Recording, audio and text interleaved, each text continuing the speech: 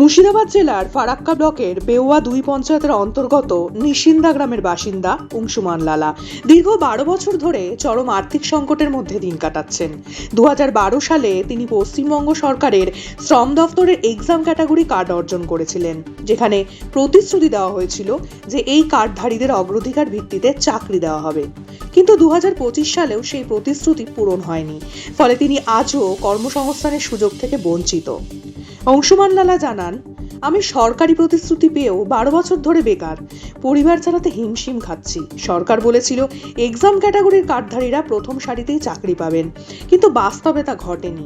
এখন আমার ভবিষ্যৎ কি বুঝতে পারছি না। চরম হতাশার মধ্যে দিন কাটাচ্ছেন তিনি। পরিবার নিয়ে কিভাবে বাঁচবো সেটাই বড় প্রশ্ন। যদি দ্রুত কোনো কাজ না পায় তাহলে আত্মহত্যা ছাড়া আর অন্য কোনো রাস্তা থাকবে না, এমনই মর্মস্পর্শী বক্তব্য তার। স্থানীয় বাসিন্দারাও বিষয়টি নিয়ে উদ্বিগ্ন। তারা বলছেন, সরকার যদি প্রতিশ্রুতি দিয়েও তা না রাখে তবে সাধারণ মানুষের বিশ্বাস কোথায় থাকবে। অবিলম্বে অংশুমান লালার জন্য একটি স্থায়ী কর্মসংস্থানের ব্যবস্থা করা দরকার। সংবাদ মাধ্যমে তিনি বলেন, আমি আর পড়াশুনো করছি না, জীবনে অনেকটা সময় পার হয়ে গেছে, অথচ এখনো কর্মসংস্থানের সুযোগ পেলাম না। পরিবার চালাতে হিমশিম খেতে হচ্ছে। সরকারের দেওয়া প্রতিশ্রুতি কি শুধুই কথার কথা? আমি আর অপেক্ষা করতে পারছি না। যদি এখনো নড়ে চড়ে না বসে সরকার, তাহলে আমি আর কি করব? আমার সামনে অন্ধকার ছাড়া কিছুই দেখছি না।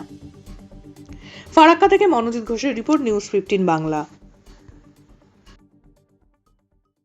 আমি প্রেস কনফারেন্স যেটা ডাকার কারণ হচ্ছে, আমি দীর্ঘদিন আগে আমি পশ্চিমবঙ্গ সরকারের শ্রম দপ্তরের নিমিত্তে ইসি কার্ড আমার একটি করা ছিল। সেই ইসি কার্ড নিমিত্তে আমি আজ অবধি কোনো কর্মসংস্থান অথবা কোনো চাকরির কোনো দিশা আমি দেখতে পাচ্ছি না। এই দিশা না দেখতে পাওয়ার জন্য আজকে আমি এই কনফারেন্সের মধ্যে আমি যুক্ত হয়েছি। আমার 7/2/2012 সালে আমার কার্ডটি করা হয়েছিল। ইসি কার্ড করার ক্ষেত্রে সরকারের সুবিধা না, যিনি কার্ডটি যার কাছে আছেন তার ইয়েতে কোনো চাকরি পাওয়ার ক্ষেত্রে কোনো পরীক্ষায় যদি অ্যাপ্লিকেশন করা হয়, ইসি কার্ডের ক্ষেত্রে তার প্রথম অগ্রাধিকার। তিনি যদি 10ও পান, তাকে ফার্স্ট প্রিফারেন্সে তাকে চাকরি অথবা কর্মসংস্থানের ব্যবস্থা তাকে করতেই হবে। এটি বাধ্যতামূলক।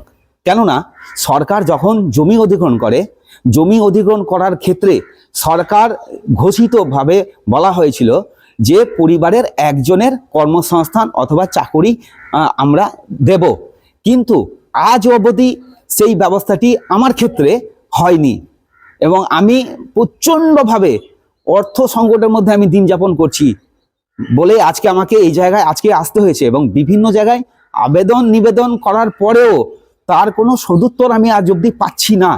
এই মুহূর্তে না করে তো মিনিমাম 6 বার আমি আবেদন করেছি। আমার পরিবারে আমি, আমার স্ত্রী, আমার 2 কন্যা সন্তান এবং আমার বাবা ছিলেন, তিনিও মারা গেছেন। এগুলো নিয়ে চিন্তা ভাবনা করতে করতে আমি সরকারের কাছে আবেদন জানাবো একটাই, যে আমার এই মুহূর্তে আমি যেভাবে আজকে অর্থ সংকটের মধ্যে আজকে দিন যাপন করছি, যে আমার আজকে সংসারে আজকে মেয়েদের নিয়ে, আমি স্ত্রী মেয়েদের নিয়ে আমি কিভাবে দিন যাপন করব, সেই নিয়ে আমার এখন একটা চিন্তা, প্রচণ্ড একটা চিন্তার মধ্যে আমি দিন যাপন করে আসছি। চাকরি না হলে আমাকে আত্মহত্যা করতে হতে পারে। আত্মহত্যা ছাড়া আমার কোনো পথ নেই এই মুহূর্তে। আমার নাম অংশুমান লালা, আমার বাড়ি গ্রাম নিশিন্দা, পোস্ট সীমন্তপুর, থানা ফারাক্কা, জেলা মুর্শিদাবাদ।